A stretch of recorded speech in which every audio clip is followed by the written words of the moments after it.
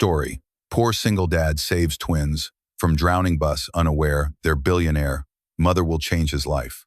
The city was still asleep, shrouded in the cool gray veil of pre-dawn. But in a third-floor apartment that smelled faintly of damp concrete and struggle, Ethan Miller was already awake. He hadn't been asleep, not really. Sleep was a luxury, a deep and restful state he hadn't been able to afford for 3 years. What he got were fractured intervals of unconsciousness, punctuated by the shrill panic of a bill he couldn't pay or the hollow ache of a memory he couldn't escape. He sat at a wobbly kitchen table, the dim glow of an old laptop illuminating the tired lines etched around his eyes. His back, a landscape of chronic aches from his afternoon job, protested as he leaned forward. On the screen were spreadsheets, endless columns of numbers and codes that meant nothing to him beyond the 11 cents he earned for each correctly entered line. This was his morning job, the one he did from 4 a.m. until 6:30 a.m. A mind-numbing digital labor that paid just enough to cover the cost of the cheap internet it required.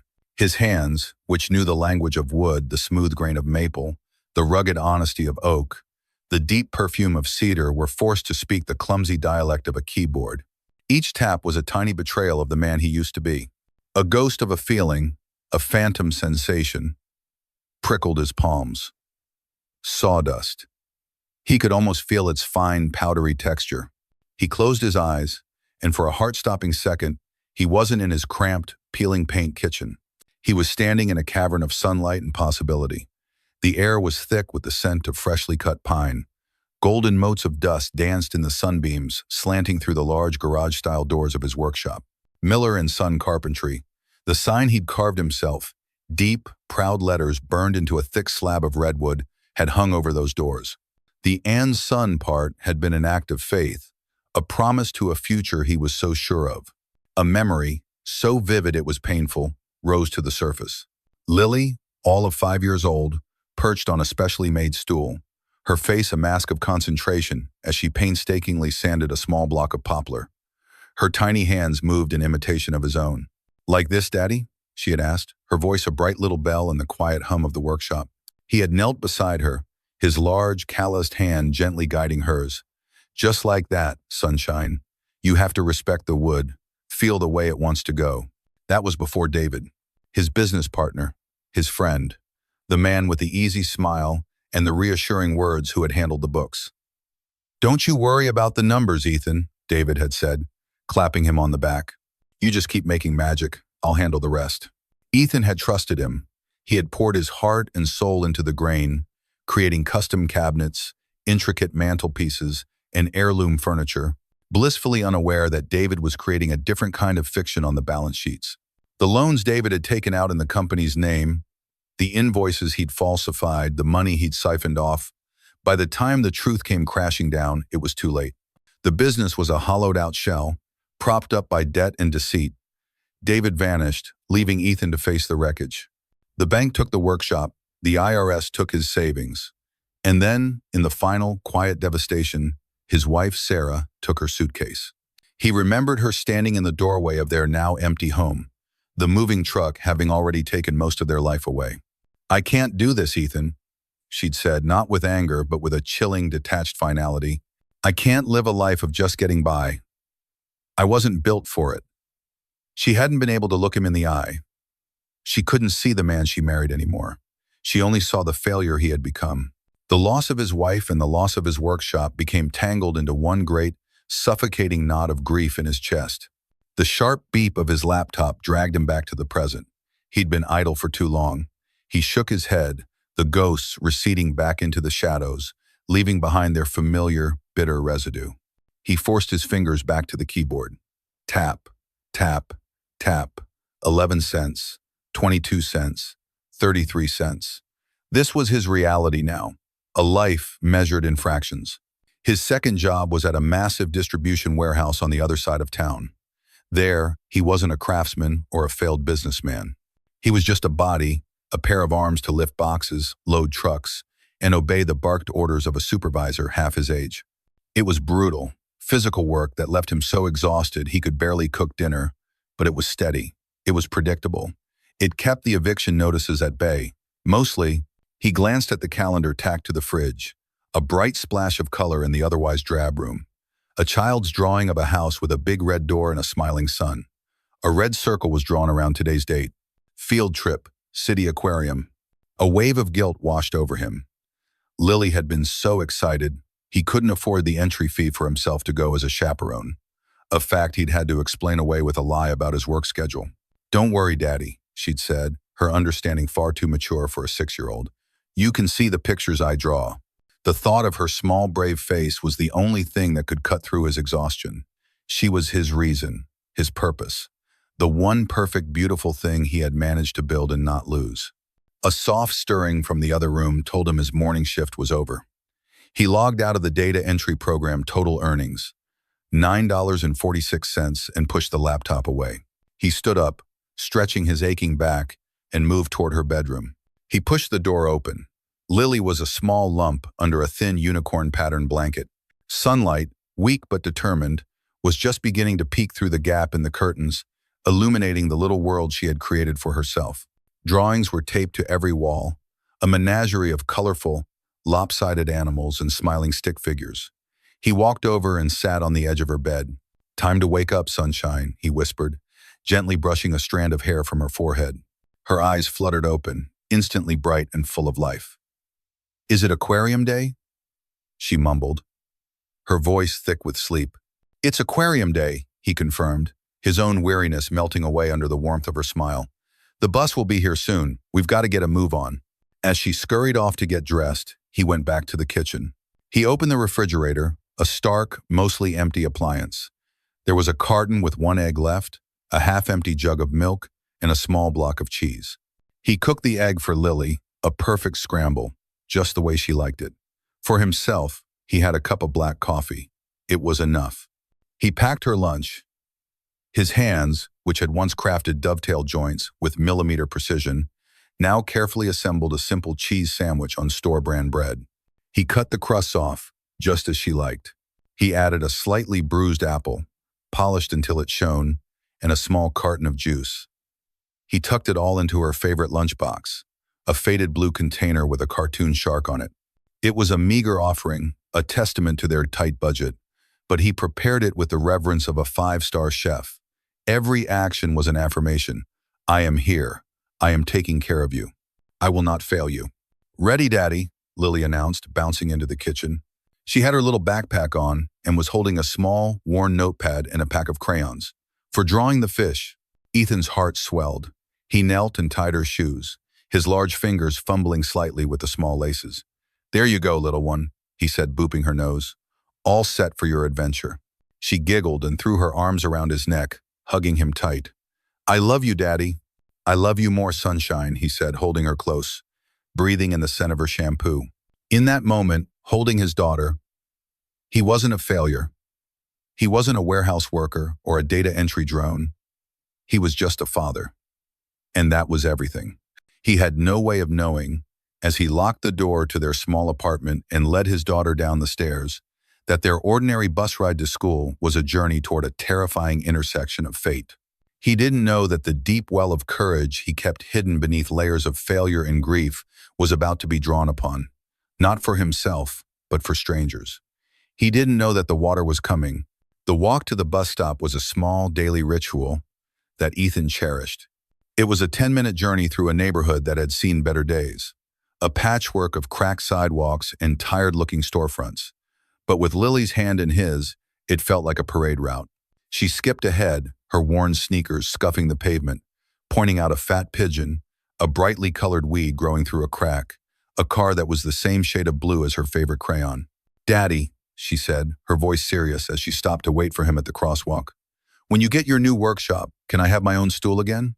The question, so innocent and full of faith, struck Ethan like a physical blow. He felt a tightening in his chest, the familiar clench of old grief. A new workshop. To her, it was an inevitability, a simple matter of time. To him, it was a fantasy, a ghost of a life so far removed from their current reality that it might as well be on another planet. He forced a smile, though it felt brittle on his lips. "Of course, sunshine," he said, his voice a little thicker than he intended. "The best stool in the whole place. I'll make it out of cherry wood just for you." "Promise?" she asked, her eyes wide and searching. I promise, he lied, and the word tasted like ash in his mouth. He hated lying to her, but the truth that a new workshop was as likely as him sprouting wings and flying was a weight too heavy for her small shoulders to bear.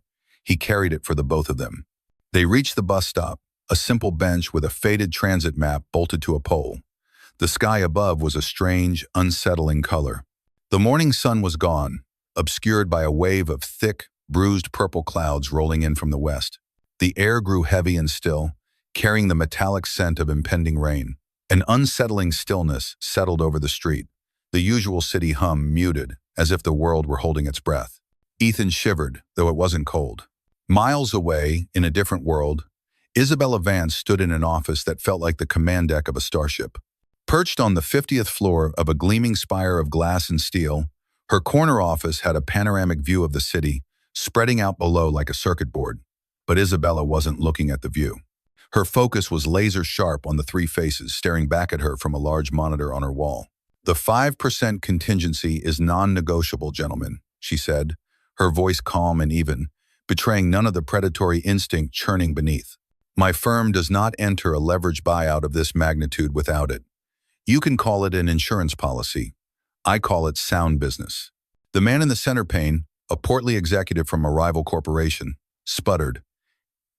"Isabella, that's an unprecedented demand.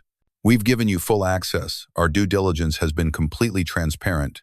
"Your transparency is appreciated, Marcus," she cut in smoothly, a smile that didn't reach her eyes gracing her lips. "But I didn't build Vance Equity into what it is by appreciating things. I built it by anticipating them." She let the silence hang in the air for a calculated beat.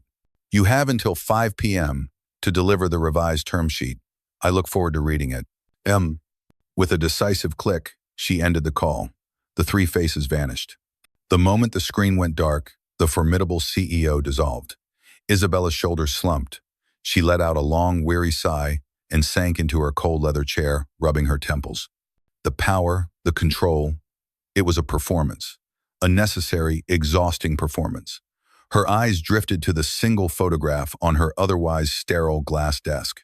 It was in a simple, elegant silver frame. In it, two 7-year-olds, with identical mischievous grins and a mess of curly brown hair, were frozen in a moment of pure joy, their arms thrown around her neck, Leo and Mia. Her world, her reason, her private line buzzed. She glanced at the caller ID. "Clara, Nanny." She answered, her tone softening instantly. "Clara, is everything all right?" "Mrs. Vance, I am so sorry to bother you at work." The nanny's flustered voice came through the speaker. "It's about Mr. Vance. He was supposed to pick up Leo and Mia from their robotics club for the weekend. He never showed up." Isabella's knuckles turned white as she gripped the edge of her desk. A hot, familiar surge of fury and frustration washed over her. Richard, her ex-husband, a man whose charm was only exceeded by his staggering unreliability. This wasn't the first time. "He didn't call? He didn't text?" Isabella asked, her voice dangerously quiet. "No, ma'am. His phone goes straight to voicemail. The children have been waiting for over an hour." Isabella closed her eyes. She pictured her twins sitting on a bench outside their school, their backpacks at their feet, their expectant faces slowly falling as they realized their father wasn't coming. Again, the guilt was a physical pain in her chest. She should have been there. She should have arranged for her own driver. But she'd tried. She'd really tried to let Richard have his court-mandated time. For the children's sake. "All right, Clara," she said, forcing her voice back to a state of calm efficiency. "Listen to me. I'm tied up in a critical meeting I cannot leave. I'll send my driver, but it will take him at least 45 minutes to get to you from here with traffic. Can you get them home on the bus? Is there a direct route?" There was a hesitant pause. "The bus?" "Yes, ma'am. The number 7 bus stops a block from the club and drops off right near the apartment building. It's just, we've never." "I know," Isabella said, cutting her off, a touch of shame in her voice. Her children, who had their own driver and flew on private jets, had never been on a city bus. "It will be fine. Just get them home safely, Clara, please." "Of course, Mrs. Vance." Isabella hung up the phone and stared out the window. The strange, dark clouds she'd noticed earlier had now consumed the sky, casting the city in a sickly, jaundiced light. She felt a knot of anxiety tighten in her stomach, a feeling she couldn't rationalize or negotiate away. It was the primal fear of a mother, the terrifying knowledge that no matter how much money she made or how much power she wielded, she could not control the world. She could not personally shield her children from every disappointment, every danger, every gathering storm. The number 7 bus arrived with a hydraulic hiss, its brakes groaning in protest. Ethan herded Lily on board, tapping his worn transit card on the reader. The bus was half full, a cross-section of the city's lifeblood. An elderly woman with her groceries, a student with headphones on, a construction worker covered in drywall dust. They found a seat near the middle. Lily immediately pressed her face to the glass, her notepad and crayons already out. "Look, Daddy, the buildings are so tall," she exclaimed. A few minutes later, the bus stopped again. A flustered-looking woman in a nanny's uniform boarded, followed by 2 children who looked so alike they had to be twins. A boy and a girl, both with the same unruly brown curls and bright, curious eyes. They were chattering excitedly, their voices ringing with the clear, entitled confidence of children who had never been told to be quiet in a public space. "Clara, this is so slow," the boy, Leo, complained, looking around with disdain. "Why can't we just take a taxi?" "It smells funny in here," the girl, Mia, added, wrinkling her nose. "Hush now, you two," the nanny, Clara, whispered, her face flushed with embarrassment as she guided them to the seats directly across the aisle from Ethan and Lily. "It's an adventure." Ethan watched the exchange with a strange mix of pity and annoyance. He felt for the nanny, but the children's casual complaints about a mode of transport that was a lifeline for him and Lily pricked at his sense of pride. He saw Lily glance over at them, her eyes wide with curiosity, especially at the gleaming tablet the boy pulled from his designer backpack. Ethan instinctively put a protective arm around her, drawing her attention back to the window. "What kind of fish are you going to draw first, Sunshine?" he asked, his voice low. "A shark," she whispered back. "A really big one with lots of teeth." As the bus rumbled on, a low, guttural growl of thunder echoed in the distance. And then, the first drop of rain hit the window. It was large and fat, leaving a splattered star on the glass. It was followed by another, and another. Within seconds, the drizzle became a downpour, the water coming down in thick, blinding sheets that blurred the world outside into a smear of gray and neon. The bus, a small, warm bubble of light and life, drove on, directly into the heart of the storm. Inside, its passengers were oblivious, lost in their own worlds, a little girl dreaming of sharks, a billionaire's twins playing a game on their tablet, and a tired father who had no idea that the vehicle carrying them all was about to become a trap. The world outside the bus windows had ceased to exist. It was no longer a city street, but a churning, abstract canvas of gray and black, streaked with the relentless assault of the rain. The rhythmic thud of the windshield wipers fought a losing battle against the deluge, their frantic sweeps doing little to clear the view. Inside the bus, the air was thick with the smell of wet wool and the low hum of the engine, a fragile bubble of warmth against the storm's fury. Lily had tucked her notepad away and now huddled close to Ethan's side. Her initial fear of the thunder had subsided into a quiet awe. "It's like we're in a submarine, Daddy," she whispered, her breath fogging a small patch on the window. Ethan wrapped his arm tighter around her. "A big yellow submarine," he answered, forcing a reassuring smile. But his own senses were on high alert. The rain was hammering the roof with the intensity of thrown gravel. He felt the bus laboring, its tires sloshing through the deepening water on the road. Across the aisle, the Vance twins were still absorbed in their tablet, the bright, flashy colors of their game, a stark contrast to the monochrome chaos outside. Their nanny, Clara, clutched her purse in her lap, her knuckles white. Then it happened. There was no warning. One moment there was the drumming of the rain. The next, the world exploded in a blast of white, searing light. A violent violet flash illuminated the interior of the bus, freezing every passenger in a stark, silent tableau. It was followed instantaneously by a deafening crack, a sound so loud and close it felt as if the sky itself had been torn in half directly above them. It was not the rolling rumble of thunder. It was the sharp, brutal report of something immense being shattered. A collective gasp went through the bus. Lily screamed, burying her face in Ethan's jacket. Ahead of them, a massive oak tree on the riverside, its trunk blackened and split by the lightning strike, was already in motion. It fell with a horrifying, majestic slowness, its heavy branches crashing down onto the road, completely blocking their path. "Look out!" the bus driver yelled, his voice cracking with panic. He wrenched the wheel hard to the right. The bus, heavy and unwieldy, responded sluggishly on the slick asphalt. The tires lost their grip. A terrible, high-pitched screech of tortured rubber filled the air as the vehicle began to skid, its back end swinging out in a wide, sickening arc. For a suspended moment, time seemed to stretch and warp. Ethan saw the guardrail, the thin metal ribbon that separated them from the river, rushing toward them not in a blur, but with a terrifying, crystal clarity. He reacted on pure instinct. "Hold on," he roared, wrapping his body around Lily, turning her away from the window, and pulling her into his chest to shield her with his own frame. The impact was a violent, percussive event. The sound of metal crunching, groaning, and then shearing apart was obscene. The guardrail exploded into splinters. The bus lurched violently, tipping past the point of no return. Ethan felt a moment of stomach-churning weightlessness as the bus plunged over the embankment. He glimpsed the churning, muddy brown water of the swollen river below them, reaching up like a hungry mouth. Then came the final, bone-jarring concussion as 30 tons of steel and glass hit the water. The world became a vortex of chaos. The impact threw them forward, the force slamming Ethan against the seat in front of him. The sound was deafening, a monstrous roaring splash followed immediately by the terrifying gush and gurgle of water flooding in. The lights flickered once, then died, plunging the interior into a murky, terrifying twilight. The scream started then, high and thin threads of pure terror weaving through the cacophony. Cold, filthy water surged around Ethan's ankles, then his knees, rising with impossible speed. The acrid smell of diesel fuel burned his nostrils. The bus groaned, settling deeper, tilting at a precarious angle. Panic was a living entity in the enclosed space, a frantic, thrashing beast.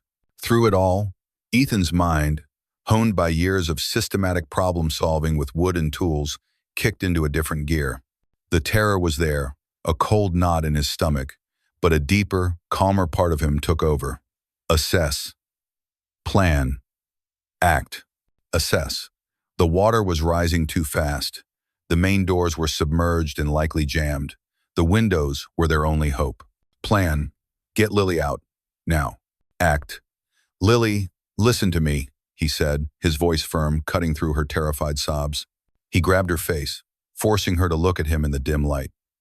"We are going to get out of here. You have to be brave for me. Can you do that?" She nodded, her small body trembling uncontrollably. He saw it then, an emergency window, its glass shattered by the impact, just a few feet away. People were already scrambling toward it, clawing at each other. There was no time for order. He hoisted Lily up, her small frame feeling impossibly light. "Hold on to my neck," he commanded. He pushed forward, using his size and strength to forge a path through the panicked throng. Someone clawed at his arm, but he shook them off. His focus was singular. He reached the window. A man had already managed to climb out and was perched precariously on the side of the bus, which now lay half submerged like a dying whale. "Take her!"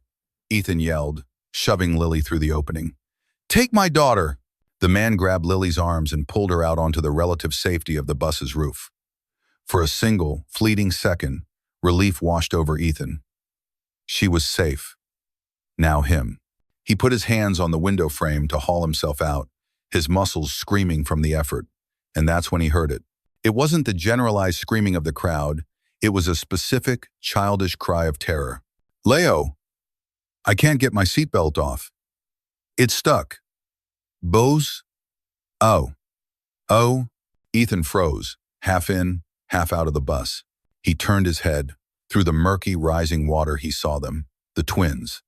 They were still in their seats, the water already swirling around their chests. Leo was frantically pulling at his own buckle, but Mia was trapped, her eyes wide with a terror so profound it stole Ethan's breath. Their nanny, Clara, was slumped against a window a few feet away, a dark gash on her forehead, clearly disoriented from the crash. No one was helping them. In that split second, Ethan's entire life condensed into a single choice. The water was now at his waist. The bus groaned again, a deep, metallic sound that promised it was about to sink completely. Survival screamed at him to climb out, to get to his daughter, to save himself. It was the logical choice, the sane choice. But then he saw Mia's face again, her small mouth open in a silent scream. As the water rose to her chin, he saw Lily's face in hers. And he knew. He couldn't. A life spent feeling like a failure. A man who had lost everything, his business, his wife, his pride, it all boiled down to this one moment. He could not live with himself if he climbed out of that window alone. For a man like Ethan, there was no choice at all. With a guttural roar of effort and defiance, he abandoned his own escape and plunged back into the dark, swirling water inside the bus. The current was stronger than he expected, pulling at him, trying to sweep him away. He fought against it, his legs pumping, his arms pulling him through the debris-filled aisle. He reached the twins. The water was up to his own chest now, frigid and heavy. "I've got you," he gasped, reaching for Mia's seatbelt buckle. He fumbled with the release button. It was jammed tight, the mechanism likely bent in the crash. He pulled, his fingers numb and clumsy in the cold. It wouldn't budge. Mia started to cough, choking on the water. "Hold your breath," Ethan ordered, though he knew she was too panicked to listen. He took a deep breath himself, went under, and wrapped both hands around the buckle, using the leverage of his body weight. The water was a roaring silence in his ears. His lungs began to burn. The world narrowed to the plastic rectangle in his hands. With a final, desperate, agonizing pull, he felt a click. It released. He surfaced, gasping, dragging Mia out of her seat. He grabbed Leo, who had just managed to free himself, tucking one child under each arm. "Go! To the window! Now!" he yelled, propelling them forward. He shoved them, one after the other, through the shattered opening into the waiting arms of the survivors on the roof. Just as Mia was pulled clear, the bus gave a final, violent lurch. The nose dipped sharply, and the remaining air rushed out in a great, gurgling sigh. The bus was going down. Ethan scrambled, his feet finding no purchase on the slick, angled floor. The water closed over his head. For a terrifying second, he was trapped in the dark, sinking tomb. Then, his flailing hand found the edge of the window frame. With the last ounce of strength in his body, he pulled himself up and through the opening, emerging onto the roof, coughing up lungfuls of foul, gritty water as the storm raged around him. He was alive. They were all alive. The longest minute of his life was over. The world returned in a chaotic symphony of sound and color. The relentless drumming of the rain was now underscored by the approaching, frantic wail of sirens.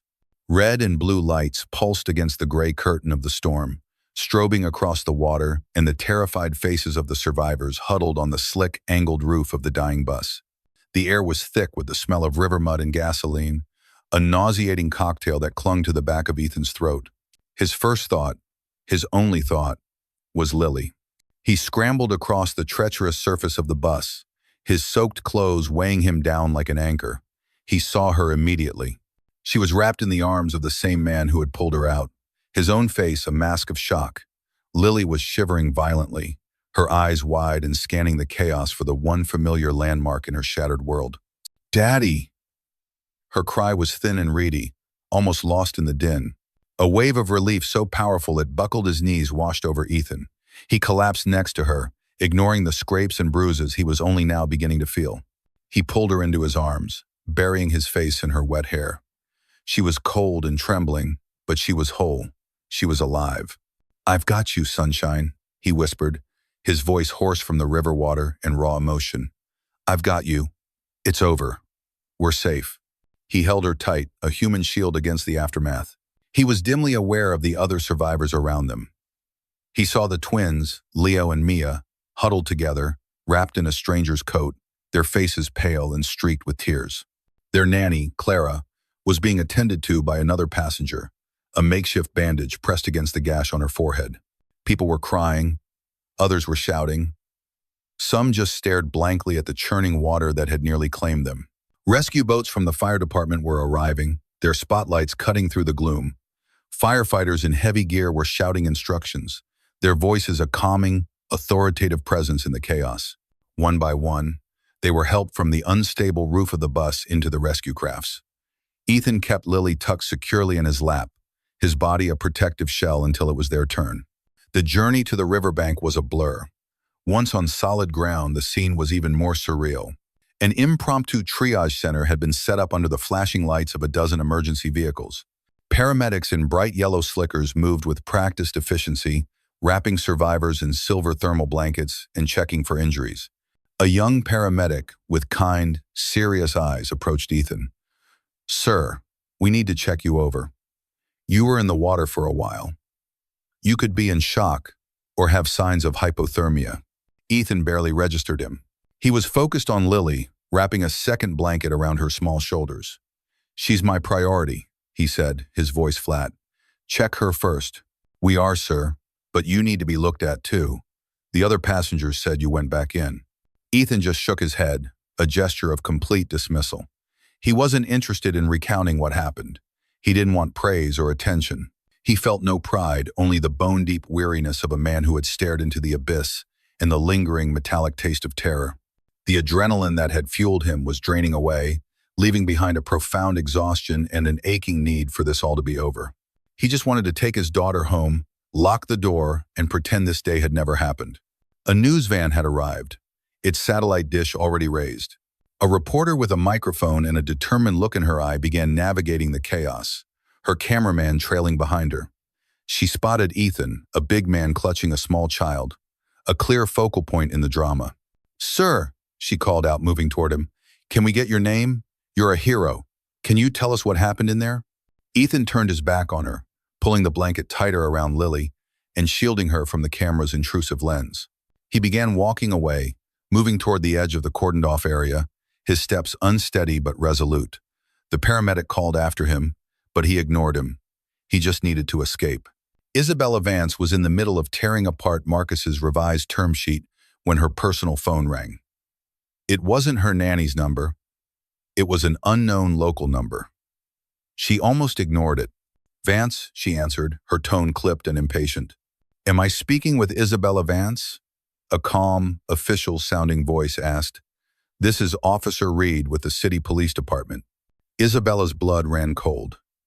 Every muscle in her body tensed. "Yes," she managed to say. "Ma'am, there's been an accident involving the number 7 city bus.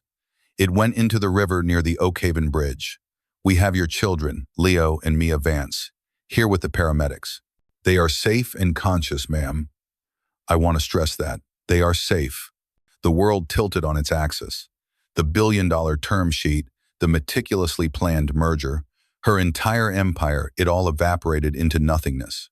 The only words that registered were accident, bus, river, children. She was on her feet before the officer finished speaking, her hand grabbing her purse, her mind a maelstrom of pure, unadulterated fear. "Where are they?" she demanded, her voice a strained whisper. "Tell me where they are." The journey to the hospital was the longest of her life.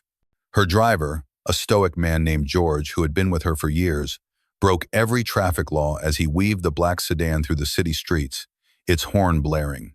Isabella sat in the back, her hands clenched into fists in her lap, her composed, powerful facade completely stripped away. She was just a mother, suspended in that agonizing space between a terrifying phone call and the reality of seeing her children with her own eyes. She made one call to Arthur, her head of security. "There's been an accident," she said, her voice trembling. "Get to the hospital, find out everything, now." When she finally burst through the emergency room doors, she was a whirlwind of expensive fabric and raw panic. A nurse intercepted her, but Isabella barely saw her. Her eyes scanned the chaotic room until she found them. Leo and Mia were sitting on an examination bed together, wrapped in oversized hospital blankets, their hair still damp. A doctor was calmly speaking to them. They looked small and lost, but they were alive. They were breathing. "Mommy!" Leo cried out, his face crumpling as he saw her. Isabella closed the distance in 3 strides and enveloped them both in a fierce hug, pulling them against her with a desperation that surprised even herself. She kissed their foreheads, their cheeks, their damp hair, murmuring their names over and over again like a prayer. After the initial wave of relief, the questions began. The doctor assured her they were miraculously unharmed. just suffering from mild shock and cold. Their nanny, Clara, was being treated for a concussion but was stable. As the children began to calm down in the circle of her arms, their story tumbled out in a jumble of fragmented sentences. "The big crash, Mommy, and all the water," Mia whispered, her face buried in Isabella's shoulder. "And we were stuck," Leo added, his voice shaking. Mia's belt wouldn't open. The water was on my face. Isabella's heart clenched in a fresh wave of terror. "What happened? How did you get out?" "A man," Mia said, her voice suddenly clear. "He came back for us." "He was really strong," Leo chimed in, his eyes wide with the memory. "He had kind eyes. He pushed the belt really hard, and then he pulled us out the window." "A man?" Isabella asked, looking from one child to the other. "A passenger?" They both nodded vigorously. "He had a little girl with him," Mia said. "Her name was Lily. He saved her first, then he came back for us." Emderin. Just then Arthur, her head of security, arrived. A tall, imposing man with a calm demeanor that was the result of 2 decades in special forces. He was the one person she trusted implicitly to get things done. "The kids are okay," she said, her voice thick with emotion. She turned her full attention to him, the CEO resurfacing. "There was a man, a passenger. He saved them. He went back into a sinking bus and saved my children's lives. No one seems to know who he is." Arthur nodded, his expression grim. "I'm already on it. The first responders said he refused medical treatment and left the scene with his daughter before anyone could get his name. They're calling him the nameless hero on the news." Isabella looked back at her children, her heart aching with a gratitude so immense it was a physical weight. A stranger. A nameless man had risked his own life for hers. In her world, everything had a price, every favor a debt. This act of pure, selfless heroism was something she couldn't comprehend, and it was something she absolutely could not let go unacknowledged. "Find him, Arthur," she commanded, her voice low and intense, imbued with all the authority she possessed. "I don't care what it takes. Use every resource, every contact. Check CCTV from the area, pull transit card data, interview every other passenger. I want a name. I want to look this man in the eye and thank him. Find the man with the kind eyes." The taxi ride home was a silent, surreal journey. Wrapped in their still damp blankets, Ethan and Lily sat huddled together in the back seat, the city lights smearing past the rain-streaked windows. The driver, sensing the trauma that radiated from them in palpable waves, didn't try to make small talk. The only sound was the rhythmic click of the meter and the gentle swish of the tires on wet pavement. Ethan's mind was a maelstrom. It kept replaying the longest minute of his life in a horrifying, endless loop. The screech of the tires, the shattering of glass, the suffocating pressure of the water, the terror in Mia's eyes. He could still feel the phantom sensation of the jammed seatbelt buckle under his desperate fingers. He pulled Lily closer, a primal, protective instinct overriding everything else. He had come so close to losing her. The thought was a physical wound, a raw, gaping hole in his chest. When they finally got back to their apartment, the familiar, drab space felt like a sanctuary.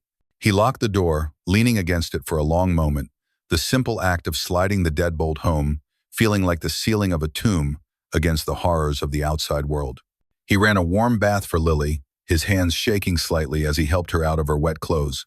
He washed the river grime from her hair, his movements gentle and deliberate. She was quiet, her usual bubbly chatter silenced by shock. As he dried her off and dressed her in her warmest pajamas, she finally spoke, her voice small. "The boy and girl," she said, looking up at him. "Are they okay?" Ethan's heart ached at her empathy. "Yes, sunshine. They're okay. Everyone is okay." That night was sleepless. Lily cried out in her sleep, her small body twitching with the memory of the crash. Ethan sat on the edge of her bed for hours, his hand resting on her back, watching the slow, steady rise and fall of her breathing. The only reassurance that mattered. He didn't feel like a hero. He felt like a fraud, a man who had stumbled through a nightmare and somehow come out the other side. The media's portrayal of a nameless hero felt like a story about someone else entirely, a fictional character in a drama he wanted no part of. The next day, reality returned with a cruel indifference. The rent was still due, the refrigerator was still nearly empty, and he still had a job to go to. He called the warehouse, his voice rough. "I need to take the day off.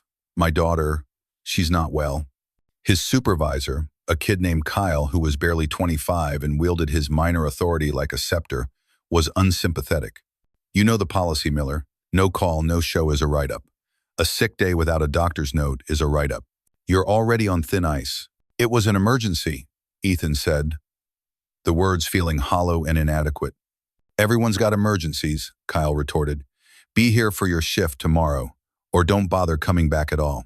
The line went dead. Ethan stared at the phone, a cold, familiar dread creeping into his veins. This was his life, a constant, precarious balancing act on the edge of ruin, where one misstep, one day of human frailty, could send him plummeting.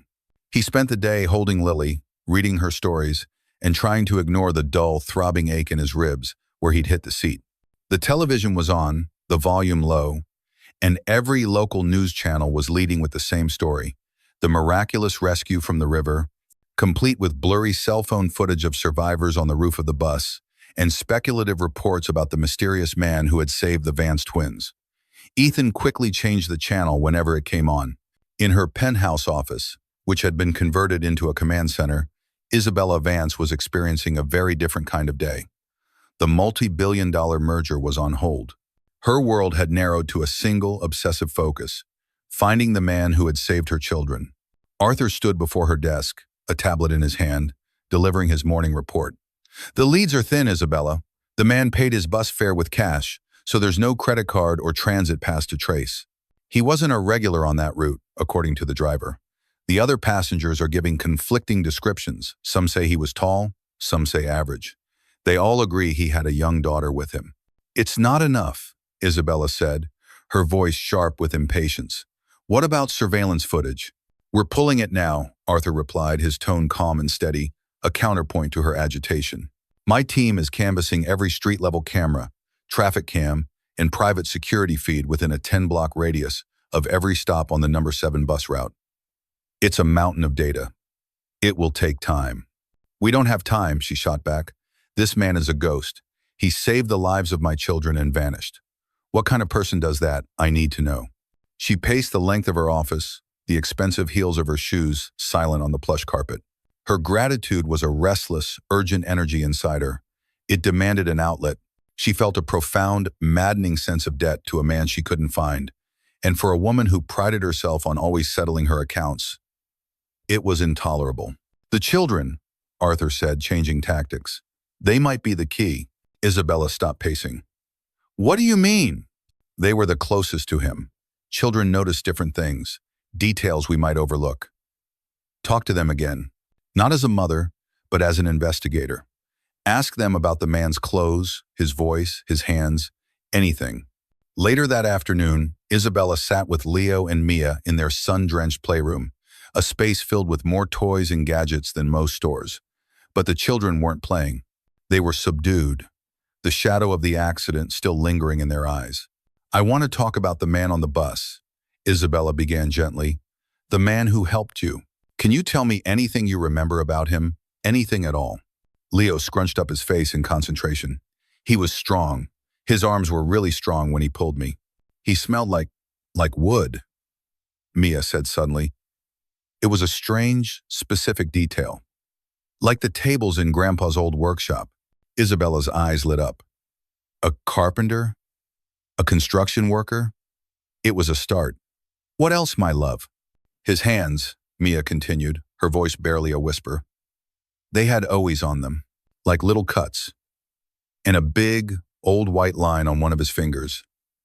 A scar. Another concrete detail. And his daughter, Isabella prompted. Lily, what was she doing? She was drawing, Leo exclaimed, suddenly animated. I saw it before the storm got bad. She was drawing a house. A house? Leo nodded vigorously. Yeah. It was a funny house. It had a big, bright red door. She showed it to him, and he smiled. He called her Sunshine. A house with a red door. Wood scent. Scars on his hands. A daughter named Lily.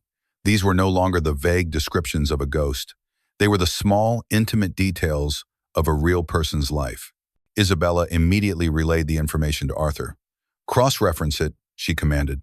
her voice crackling with renewed purpose. Look for any registered carpenters, woodworkers, or general contractors named Miller, or with a daughter named Lily. Check social services records, school enrollments in the districts along that bus route. The drawing of the red door, it's a child's drawing. It could be their own house, or a house she dreams of.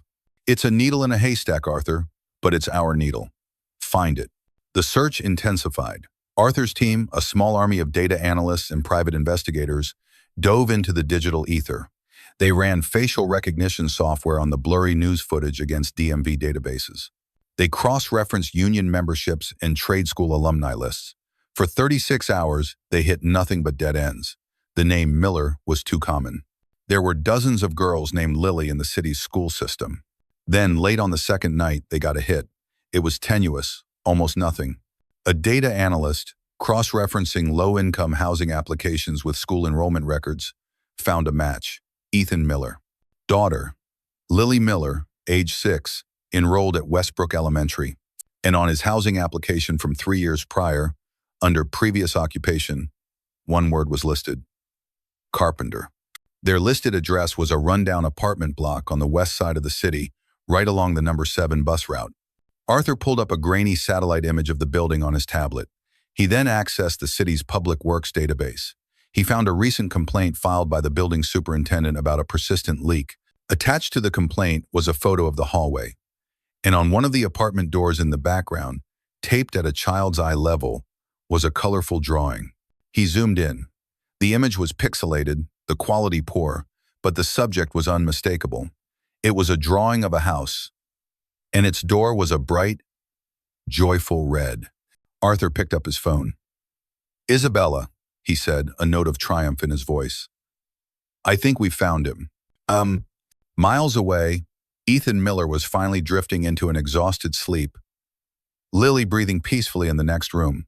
He was oblivious to the vast, invisible net that had been cast over the city, a net that had relentlessly tightened until it had found its target. He was unaware that a sleek, black sedan was already on its way, gliding through the dark city streets, bringing with it a world he could never have imagined, a world that was about to come knocking on his door. The knock on the door was firm and confident. It was so out of place in the thin-walled hallway of his apartment building, where the usual sounds were of muffled televisions and neighbors arguing, that Ethan at first thought he'd imagined it. Lily was in her room, quietly coloring, finally returning to a semblance of her usual self. When the knock came again, sharper this time, Ethan frowned. He wasn't expecting anyone. He peered through the peephole, a small, distorted fisheye lens that made the world outside look warped and strange. He saw a woman. She was tall, elegantly dressed in a dark, tailored suit that probably cost more than his entire month's rent. Her hair was pulled back in a severe, professional style, but even through the distorted lens, he could see the tension in her posture. Confused, he unbolted the door and opened it a few inches. "Can I help you?" he asked, his voice laced with caution. The woman in the hallway was even more striking in person. She radiated an aura of power and wealth that was as foreign to his apartment as a palm tree in a snowstorm. But it was her eyes that held him. They were sharp, intelligent, and currently filled with a raw, complex emotion he couldn't immediately name. "Are you Ethan Miller?" she asked. Her voice was steady, but it carried a slight tremor that betrayed the composure of her appearance. "Yes," he said slowly. "Who are you?" "My name is Isabella Vance." The name hit Ethan with the force of a physical blow. Vance. The Vance twins. He stared at her, his mind struggling to connect the dots.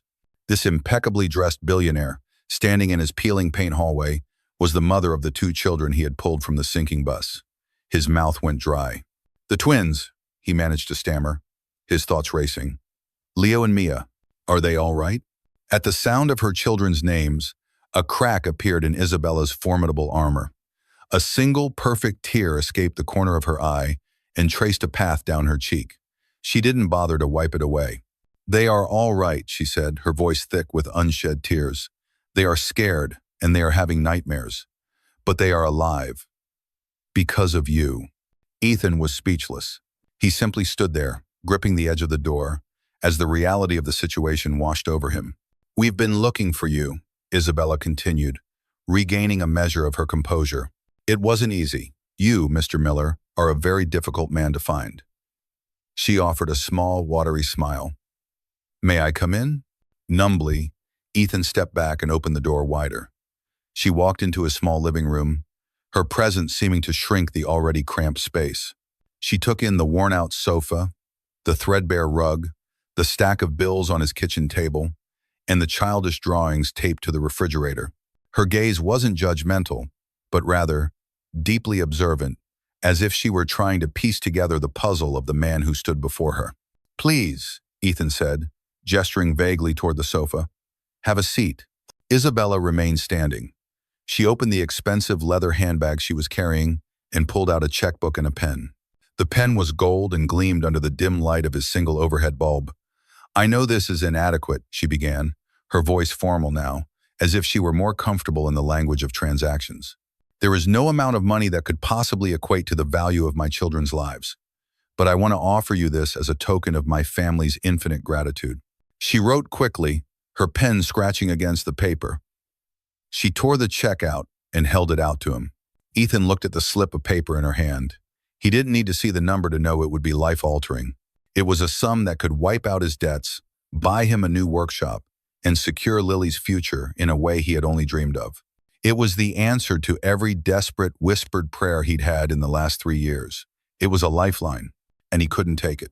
He looked from the check to Isabella's face, and then he gently, respectfully, pushed her hand back toward her.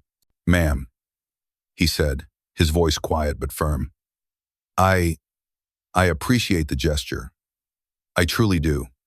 But I can't accept this. Isabella looked at him, genuinely baffled. In her world, everything and everyone had a price. A man living in such obvious poverty turning down a fortune was a variable she had not calculated. I don't understand, she said. This could change your life. I know, Ethan said, a weary honesty in his voice. My life is complicated, but it's mine. I didn't do what I did for a reward. I did it because those were children in that water. I did what I hope anyone would have done. He swallowed, the memory still raw. I'm just glad they're safe.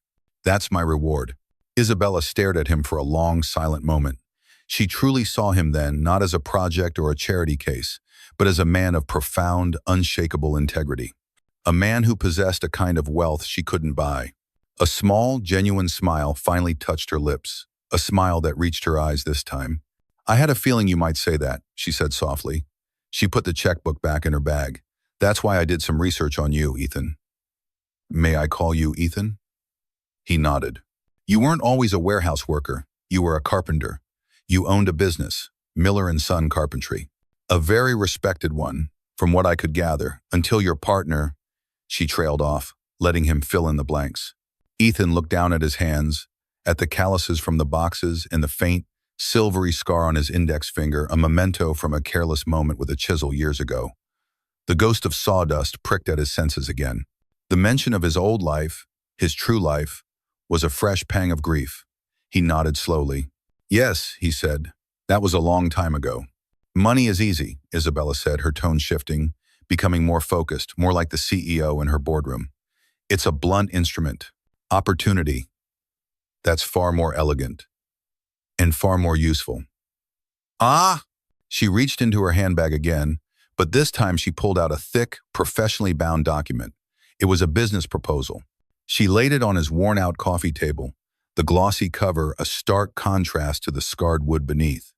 I don't want to give you a handout, Ethan, she said, her eyes locking with his. I want to give you a hand up. I own a development firm. Among other things, we are currently in the early stages of a new flagship project, the Vance Legacy Towers. It's a luxury residential complex, but the heart of the project is a state-of-the-art community center and children's library that will be open to the public. She tapped the proposal. The designs call for extensive custom woodwork, bookshelves, reception desks, benches, cabinetry, unique art installations. We need a master craftsman to oversee the design and execution of all of it. Not a big company that will churn out soulless, mass-produced pieces. We need an artist. We need someone with integrity. Ethan stared at the proposal, his heart beginning to beat a frantic, hopeful rhythm against his ribs. He didn't dare to believe what she was saying. The contract is yours if you want it, Isabella stated plainly. It's not charity, it's a job. a very demanding one. The contract includes startup capital for a new workshop. You choose the location and the equipment.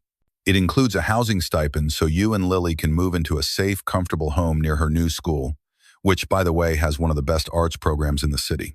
And it includes a salary that will rightly compensate you for your skill. She leaned forward slightly, her voice dropping to a more personal, intense level. I'm not paying you for saving my children, Ethan. I'm investing in a good man's talent. I'm offering you a chance to use your gift to build something beautiful, something lasting, something for other children, including my own, to enjoy for decades to come. Will you do that? Ethan's hands were trembling as he reached for the proposal. The weight of the heavy, glossy paper felt monumental in his grasp. He opened it to a random page and saw architectural renderings of a beautiful, light-filled library. He saw detailed specifications for hand-carved oak paneling and sweeping maple bookshelves. It was the work he was born to do. He looked up from the pages, his vision blurred by the sudden sting of tears. He looked at this powerful woman who had tracked him down, who had seen past his poverty and his failure to the man he once was, the man he could be again. It wasn't a reward. It wasn't a check. It was a resurrection. Yes, he breathed, the word a mix of disbelief and overwhelming soul-shaking gratitude. Yes, I'll do it. The first few weeks of Ethan's new life felt like walking in a dream. The transition was so swift and disorienting that he kept expecting to wake up back in his cramped apartment to the buzz of his 4 a.m. alarm. One day he was packing boxes at a warehouse. The next, he was signing a contract in a sleek, intimidating boardroom on the 50th floor of the Vance Equity Building. The contract wasn't just a document, it was a key. It unlocked a small, modern house on a quiet, tree-lined street, a world away from the noise and desperation of his old neighborhood. It had a real backyard, a patch of green grass where Lily could play safely. Her new school, a cheerful brick building with a sprawling playground, was just a 5-minute walk away. Seeing the unadulterated joy on Lily's face as she explored her new, brightly painted room was a feeling so potent it almost brought him to his knees. For the first time in years, he felt like he could breathe. But the true heart of this new world, the part that felt both exhilarating and terrifying, was the workshop. Isabella's company had secured a lease on a large, empty commercial space in an industrial park a few miles from his new house. The first time he stood inside it, the keys feeling heavy and unreal in his hand, he was overwhelmed. It was a cavernous, empty shell of concrete and steel, smelling of new paint and limitless potential. The space echoed with every footstep, a blank canvas waiting for him. Isabella had been true to her word. The startup capital was deposited into a new business account, a number with so many zeros it seemed abstract. His first task was to equip his new domain. He spent a full day at a high-end industrial tool supplier, a place he had only ever dreamed of window shopping at before. He walked the aisles like a pilgrim in a holy land, running his hands over the gleaming surfaces of German-made table saws, Italian planers, and Japanese chisels. He chose each tool with the care of a master selecting his instruments. A cabinet saw with a cast-iron top so perfectly flat you could build a universe on it. A powerful dust collection system that hummed with quiet efficiency. A lathe that could turn a block of raw timber into a thing of fluid beauty. As he loaded the new equipment into a delivery truck, he felt a part of his soul, a part he thought had atrophied and died, slowly reawakening. The man who had been defined by what he had lost was now, piece by piece, being redefined by what he was building. However, the dreamlike quality of his new life began to fray at the edges when he set foot on the actual construction site of the Vance Legacy Towers. The site was a controlled beehive of activity, a sprawling landscape of raw earth, steel skeletons, and the constant roar of machinery. He was given a hard hat, a security badge, and introduced to the project manager, a man named Mark Landon. Mark was a slick, impeccably dressed man in his late 40s, with a condescending smile and eyes that sized Ethan up in a single, dismissive glance. He saw Ethan's worn jeans and simple work boots, not as the uniform of a craftsman, but as the mark of an outsider. "So, you're the wood guy," Mark said during their first meeting in the site's chaotic trailer office, gesturing vaguely at the architectural blueprints spread across a table. "Isabella is very enthusiastic about your involvement." The word enthusiastic was laced with a cynical edge, making it clear what he really thought. Ethan was the billionaire's pet project, a charity case who had lucked into a position he didn't deserve. The feeling of being an imposter began to creep in, a cold, familiar dread. Ethan was surrounded by seasoned engineers, architects, and foremen who spoke a rapid-fire language of load-bearing walls, HVAC systems, and union regulations. They looked at him with a mixture of curiosity and suspicion. He wasn't part of their world. His internal conflict was even more ferocious. He would stand alone in his new, perfectly equipped workshop at night, the silence broken only by the hum of the fluorescent lights, and be paralyzed by doubt. The tools were better, the materials were finer, but was he still the same craftsman? 3 years of lifting boxes and entering data had taken a toll. His hands felt clumsy, his confidence eroded. He would stare at a pristine, expensive slab of black walnut, terrified to make the first cut, the voice of his old partner, David, echoing in his memory. "You just keep making magic, Ethan." What if the magic was gone? The pressure was immense. He wasn't just building bookshelves, he was building his second chance. Failure this time would be absolute. It would mean that Isabella's faith in his own fleeting hope was misplaced. He started small. He took a piece of scrap poplar, the same kind of wood he'd once given Lily to sand, and began to work it. He planed its surface until it was as smooth as glass. He practiced his joints, dovetails, mortise and tenons, his hands slowly remembering their old, forgotten dance. The muscle memory was still there, buried deep beneath the calluses of his recent past. With each successful cut, each perfectly fitted joint, a little bit of his confidence returned. The smell of sawdust became his therapy, chasing away the ghosts of his failures. His first official task was to create a set of sample pieces for the project's design committee, which was chaired by Mark. He chose to build a small, intricate section of a bookshelf, complete with detailed carvings specified in the blueprints. For 3 days, he poured everything he had into that single piece. He worked with a feverish concentration, often forgetting to eat, losing all track of time. This wasn't just a sample, it was a statement. It was his declaration that he belonged here. When he presented it at the committee meeting, the air in the trailer was thick with skepticism. Mark picked up the piece, turning it over in his hands, his expression critical, searching for flaws. He ran his fingers over the seamless dovetail joints and the delicate, hand-carved leaf motif. The other engineers and designers leaned in to look. A slow silence fell over the room. Finally, one of the lead architects, a stern-faced woman named Elena, broke the quiet. "The joinery is flawless," she said, her voice filled with genuine surprise and admiration. "This is true mastery. This is what this project needs." Mark placed the piece back on the table, his condescending smile gone, replaced by a grudging, undeniable respect. "All right, Miller," he said, his tone changed. "Welcome to the team." Ethan felt a wave of relief so profound it was dizzying. He had passed the first test. He walked out of the trailer and back into the cacophony of the construction site. The roar of the machinery no longer sounded intimidating. It sounded like a symphony of creation. He looked at the rising steel skeleton of the community center, and for the first time, he could see his own contribution, his own mark, within it. That night, he went back to his workshop. He picked up a fresh piece of raw oak, its grain rich and full of promise. He took a deep breath, the air thick with the clean, honest scent of wood. He switched on his new table saw, its blade spinning into a silver blur. He guided the oak into the blade, and as the saw bit into the wood with a powerful, satisfying roar, he felt the last vestiges of his self-doubt being torn away and cast aside like sawdust. The magic wasn't gone. It had just been waiting. The following months unfolded in a rhythm of sawdust and burgeoning friendships. Ethan's initial victory with the design committee was not a fluke. It was a promise of the work to come. The community center, once a skeleton of steel and concrete, began to take on a soul as his creations were installed. His workshop became his kingdom. He worked with a focused intensity that was part passion, part prayer. The reception desk for the library, crafted from a single, magnificent slab of reclaimed maple, flowed with organic, welcoming curves. The endless walls of bookshelves were not mere storage units. They were intricate grids of strength and elegance, their joints so perfect they seemed to have grown that way. He designed and built small, child-sized reading nooks, each with a unique, hand-carved animal motif: a sleeping fox, a wise owl, a curious squirrel. His work was more than just skilled. It was imbued with a deep, quiet love for the craft, and it showed.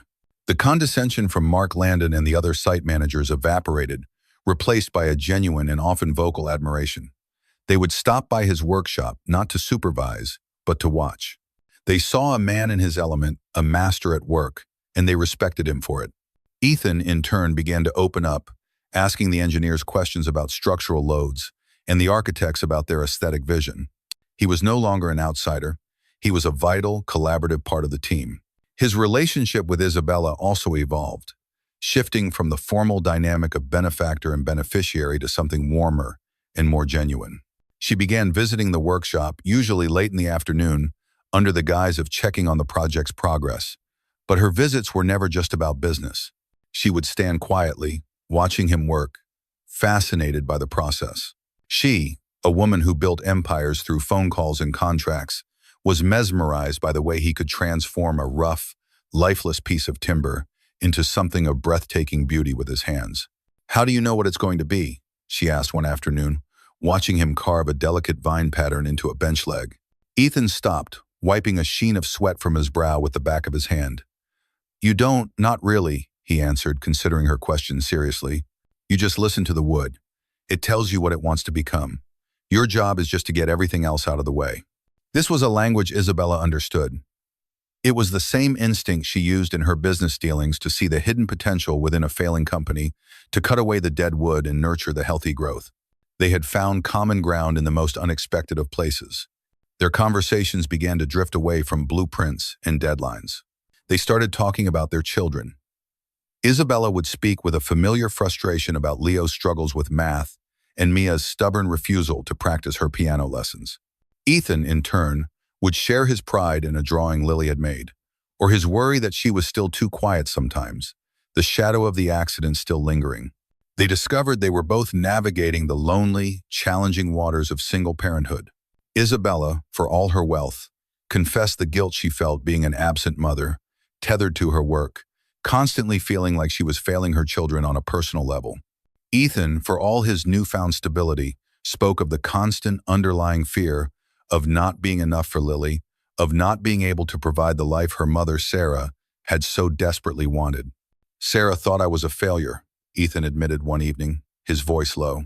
They were sitting on a newly finished bench outside his workshop, watching the sunset paint the sky in hues of orange and purple. And for a long time, I believed her.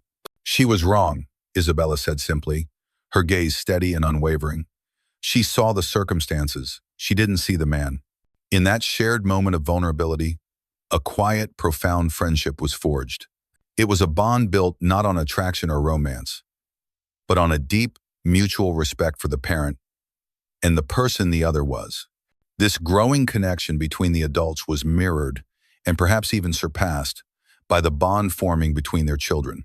The first playdate was Isabella's idea, a hesitant suggestion to bring the twins over to Ethan's new house on a Saturday. Ethan had been nervous, worried that the opulent world Leo and Mia inhabited would make his simple home seem laughably inadequate. His fears were unfounded.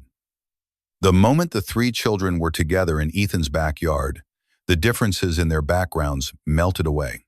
The shared trauma of the bus crash had created a unique, unspoken connection between them. They didn't talk about it, but it was there, a silent understanding that set them apart from other kids. Lily, who was often shy around new people, blossomed in their company.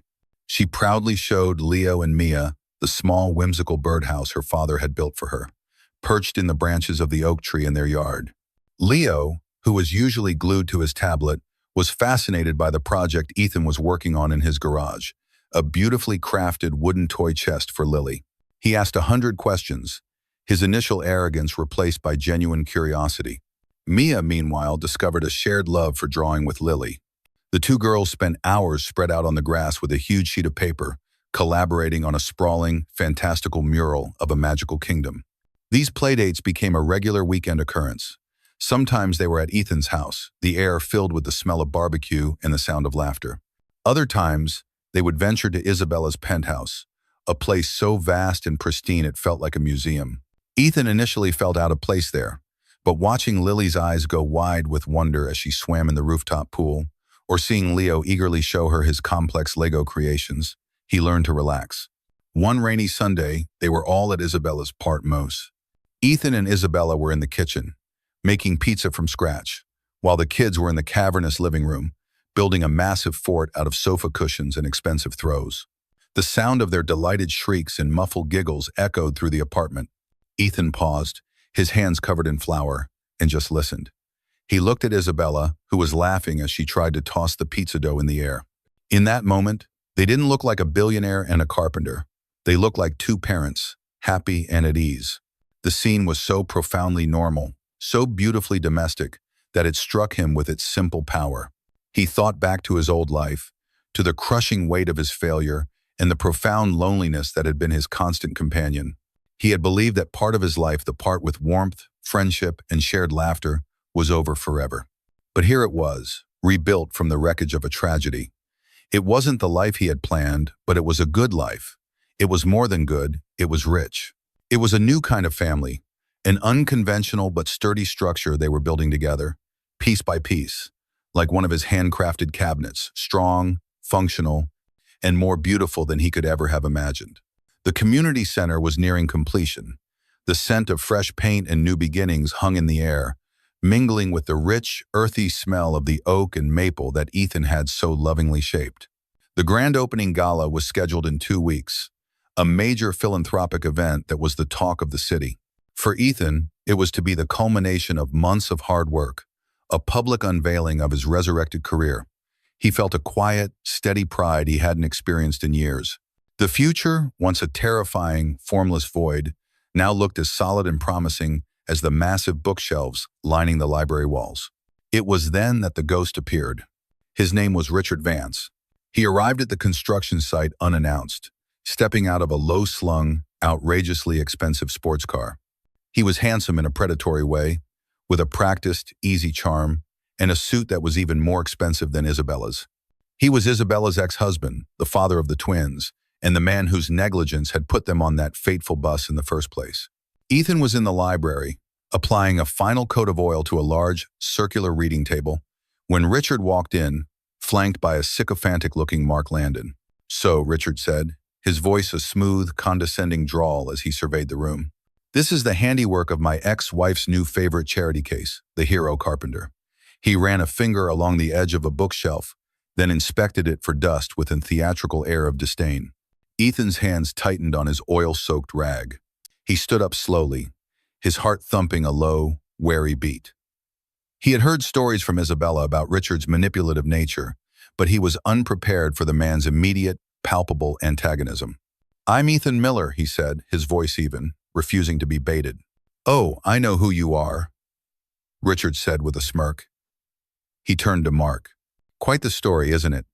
Isabella always did have a soft spot for strays. It's remarkable what a little sob story and some good PR can get you these days."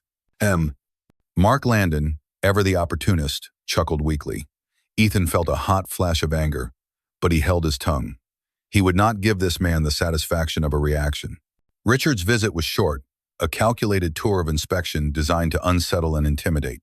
He left as quickly as he came, leaving behind a toxic, cloying atmosphere, like the lingering scent of cheap cologne. Ethan didn't know it, but the visit was just the opening salvo. Richard Vance, consumed by a venomous cocktail of jealousy and wounded pride, had seen the easy friendship between Ethan and Isabella and the genuine affection his own children had for this quiet, unassuming craftsman. He saw Ethan not as a hero, but as a rival who was succeeding in a role, the stable, present male figure in his children's lives that he himself had so spectacularly failed. He decided to destroy him. 3 days later, the crisis hit. Ethan was in his workshop when his phone rang. It was Mark Landon, his voice tight with panic. "Miller, you need to get down to the site. Now, we have a problem. A big one." When Ethan arrived, the community center was swarming with officials. 2 city building inspectors in crisp uniforms were conferring with a frantic-looking Mark, pointing at the main structural beams that supported the library's second-floor mezzanine. A stop work order, a bright red notice of violation, was slapped onto the front door. "What's going on?" Ethan demanded. "We received an anonymous tip," one of the inspectors said, his tone grim and official. He gestured toward Ethan's magnificent floor-to-ceiling bookshelves. The tip alleged that the installation of these custom units may have compromised the integrity of the primary support beams, that you drilled into the load-bearing structures to anchor them. Ethan stared at him, dumbfounded. The accusation was not just wrong, it was absurd. He had worked hand in hand with the project's structural engineer to design a freestanding framework for the shelves. He was meticulous, bordering on obsessive, about structural safety. "That's impossible," Ethan said. "My anchor points are in the non-load-bearing cross braces, exactly as specified in the blueprints I co-signed with your own engineering department." "Oh, well, our preliminary resonance scan shows a potential weakness," the inspector countered, holding up a tablet with a complex-looking graph on it. "We have to assume the worst. The entire wing is shut down pending a full structural investigation. The gala is off. Everything's on hold." Panic began to set in. The project, his name, his entire future, it was all hanging in the balance, threatened by a baseless, anonymous lie. Mark Landon, seeing his own career and the project's timeline in jeopardy, immediately turned on Ethan. "I knew it," he hissed, his voice low enough for only Ethan to hear. "I knew hiring you was a risk. You cut corners, didn't you? To get this done on time?" The accusation was a gut punch, echoing the betrayal he had suffered with his old partner David. For a terrifying moment, the old Ethan, the one who retreated and accepted defeat, threatened to resurface. He felt the familiar, suffocating weight of failure pressing down on him. Isabella arrived minutes later, her face a pale, grim mask. She had been pulled out of a board meeting by the frantic call from Mark. She listened to the inspector, her expression unreadable. She looked at the damning red notice, then at the frantic project manager, and finally, her eyes settled on Ethan. He saw a flicker of doubt in her gaze, a tiny, almost imperceptible waver in her faith. It was that flicker that broke his paralysis. Not again. He would not be the victim this time. He had not come this far only to have it all torn down by a phantom accusation. "The scan is wrong," Ethan said, his voice ringing with a newfound authority that surprised everyone, including himself. He strode over to the inspector. "Or it's being misinterpreted. Let me see the blueprints. The original, signed-off structural plans." He spread the large, unwieldy documents across a dusty table. With a carpenter's pencil, he began to point, to explain, his initial panic replaced by a cold, methodical anger. "Here," he said, his finger jabbing at the plans. "This is support beam A. This is the non-structural brace B. My anchor bolts are here, here, and here, all within brace B. The resonance scan you're showing me, it's focused on this point." His finger moved. "That's 2 feet away from any of my work. If there's a weakness there, it has nothing to do with my installation." "And devil." He looked up, his eyes burning with an intensity that commanded their attention. "I didn't just build these shelves. I documented every single step, every anchor point, every screw, every brace. I have photos. I have daily logs. I have a paper trail that will prove my work is exactly to spec." He turned and looked directly at Isabella, his voice dropping but losing none of its intensity. "This isn't a mistake, Isabella. This is a sabotage. Someone called in this tip. Someone wanted this to happen." As he spoke the words, the truth of them settled over everyone in the room. Richard. The timing was too perfect, the accusation too specific, and yet so fundamentally wrong. It was a lie designed by someone who knew just enough to sound credible, but not enough to be right. Isabella's expression hardened, the flicker of doubt in her eyes replaced by a cold, diamond-hard fury. She had underestimated her ex-husband's capacity for spite.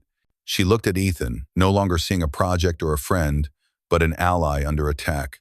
"Arthur is on his way with your workshop logs and digital photo archives," she said to Ethan, her voice clipped and efficient. Then she turned to the inspectors. "Gentlemen, you will be given full access to Mr. Miller's documentation. My legal team is also on its way.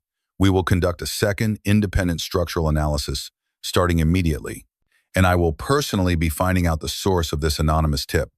If it is found to be malicious, I will bring the full force of my resources down on the person responsible." Ethan stood his ground, the blueprint spread before him like a declaration of war. He was no longer just a carpenter defending his work. He was a man defending his name, his integrity, and the new life he had so painstakingly built from the rubble of his past. The ghost had come for him, but this time, Ethan Miller was not going to run. He was going to fight back. The battle was short and decisive. Ethan's meticulous documentation was unassailable. His daily logs, complete with time-stamped photographs of every anchor point and structural brace, laid the truth bare. The independent structural analysis, fast-tracked by Isabella's formidable legal team, confirmed what Ethan already knew. His work was not just sound, it was exemplary. The flaw the city inspectors had found was a pre-existing anomaly in a steel beam, completely unrelated to his woodwork and well within acceptable tolerance. The stop work order was lifted within 48 hours. The source of the anonymous tip was traced with ruthless efficiency. Arthur's investigation led to a disgruntled former employee of Richard Vance's investment firm, a man who admitted he was paid handsomely to make the call. The sabotage was exposed, the lie dismantled. Richard Vance didn't face public scorn. Isabella handled the matter privately, with the cold, precise leverage of a corporate executioner, ensuring he would never trouble them again. 2 weeks later, the grand opening gala for the Vance Community Center proceeded as planned. The cavernous main hall was transformed into a glittering wonderland of crystal glasses, white tablecloths, and the soft glow of elegant lighting. The city's elite were all there, politicians, philanthropists, and business leaders mingling and admiring the stunning architecture. Ethan stood near the back of the room, feeling both a part of the scene and entirely separate from it. He wore a simple, well-fitting dark suit that Isabella had insisted on buying for him, but he still felt more comfortable in his sawdust-covered jeans. Lily was with him, looking like a storybook princess in a new blue dress, her eyes wide with the spectacle of it all. Next to them stood Leo and Mia, both uncharacteristically quiet and formal in their party clothes. The centerpiece of the evening was the unveiling of the children's library. As the doors were opened, a collective gasp went through the crowd. The room was breathtaking. The warm golden glow of the wood, the soaring bookshelves filled with colorful new books, the whimsical reading nooks. It was more than just a library. It was a sanctuary. It was a work of art. Ethan's art. He felt a wave of pride so profound it almost stole his breath. He had built this. From nothing but wood, skill, and a second chance, he had created this place of beauty and wonder. Later in the evening, Isabella took to the stage. She looked magnificent under the spotlights, the picture of power and grace. She thanked the architects, the engineers, and the generous donors. Then her tone shifted, becoming more personal. A building, no matter how beautiful, is just a structure of steel and glass, she said, her voice resonating through the silent hall. It's the people who give it a soul. She paused, her eyes scanning the crowd until they found Ethan. Many of you have heard the story of the hero who saved my children from the bus crash last year, a man who sought no reward, who wanted only to disappear. But this project is not about rewarding a hero. It's about investing in character. That man is with us tonight. His name is Ethan Miller. A polite, curious applause rippled through the room. Ethan felt his face flush, instinctively wanting to shrink back into the shadows. Mr. Miller is the master craftsman responsible for the breathtaking woodwork you see in the library tonight, Isabella continued, her voice filled with a genuine warmth and admiration. But his contribution was far more than that. In the face of a malicious attempt to sabotage this project and discredit his name, he stood his ground. He met lies with truth and doubt with an unshakable integrity in his own work. Some heroes save you in a single, terrifying moment of crisis. She looked directly at Ethan, a message passing between them that no one else in the room could understand. Others, the truly special ones, help you rebuild. They remind you what strength and honor look like. Ethan, thank you for everything. The applause that followed was thunderous, genuine, and overwhelming. Lily squeezed his hand, her face beaming with a pride that was more valuable to him than all the accolades in the world. The evening wound down, the crowds thinned.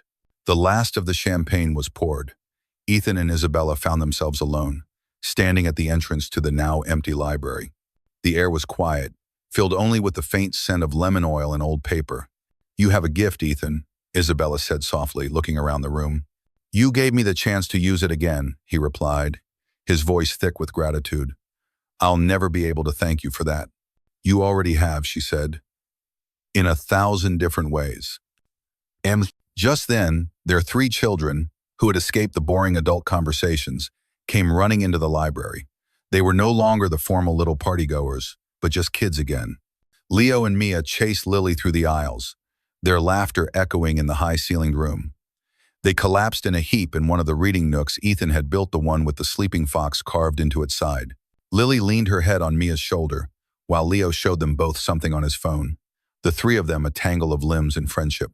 Ethan and Isabella stood side by side in the doorway, watching them. The scene was a perfect, quiet tableau of their new reality. They weren't a conventional family.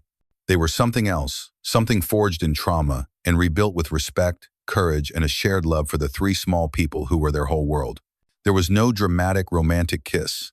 There was no promise of a fairy tale ending. There was just a quiet, powerful understanding, a partnership, a family. For Ethan, the future was no longer a source of fear. It was a block of beautiful, uncarved wood. It held endless possibilities. He didn't know exactly what he would make of it, but for the first time in a very long time, he couldn't wait to pick up his tools and begin. He was not the man who had lost everything anymore. He was the man who was building it all back. Ethan Miller's story teaches us that the deepest foundations are not made of concrete, but of courage. And the most beautiful structures are not built with wood, but with integrity, friendship, and the quiet strength it takes to rebuild a life. A single act of bravery didn't just change his world, it gave him the tools to build a new one. Thank you for joining us on this journey with the Carpenter's Courage. We hope his story inspired you as much as it did us. If you believe in the power of second chances, please take a moment to like this video and subscribe to UpStory for more tales that uplift and inspire. And we'd love to hear from you in the comments below. What's one skill or passion you have that you'd love to turn into a second chance? Thank you for watching. We'll see you in the next story.